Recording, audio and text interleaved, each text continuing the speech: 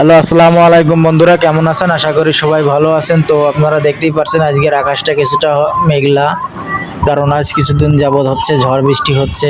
তো আমরা আজকে একটু দূরে যেতে চাইছিলাম, তো আসলে মেঘলার কারণে যেতে পারি নাই। তো আমরা এখানে অবস্থান করছি হচ্ছে যশোর কালেক্টর ভবন বা ডিসি অফিসের, যেটাকে বলে আর কি। তো ওইখানে আমরা আসলাম আসলে ছুটির দিনে, বিশেষ করে ফ্রাইডে বা অন্যান্য যে ছুটির দিন আছে এই দিনে সবাই পরিবার পরিজন নিয়ে এখানে ঘুরতে আসে। তো আমরাও চলে আসছি আসলে ঘুরতে।